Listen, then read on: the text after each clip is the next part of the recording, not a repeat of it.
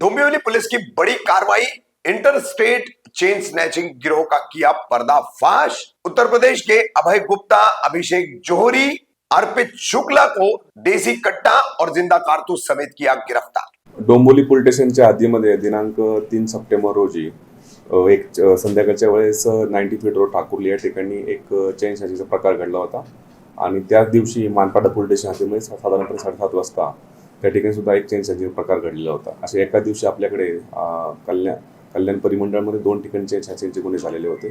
त्या अनुषंगाने आपले डोंबिवली पोलीस स्टेशनचे जे सिनियर पी आहेत आणि त्यांची डीबीची टीम आहे, त्या टीम संपूर्णपणे डोंबिवली आणि मानपाडा या दोन्ही भागातील जे काही गुन्हे घडलेले आहेत त्या अनुषंगाने तपास करत होते।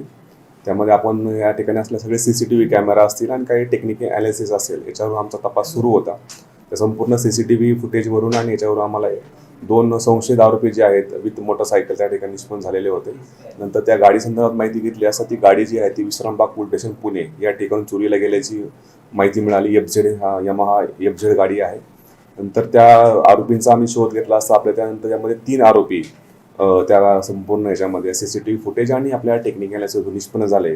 त्यांची नावं आहेत अभय सुनील गुप्ता वय वर्ष 21, अभिषेक ओम प्रकाश जोहरी वय वर्ष 32 आणि अर्पित अवधेश शुक्ला वय वर्ष 27। हे तिन्ही पण आरोपी जे आहेत हे तिन्ही पण आरोपी उत्तर प्रदेशमध्ये राहणारे आहेत आणि उत्तर प्रदेशमध्ये यांच्यावरती वेगवेगळ्या पोलीस स्टेशनला मालमत्तेविषयक आणि त्याचप्रमाणे हत्येचे सुद्धा गुन्हे दाखल आहेत।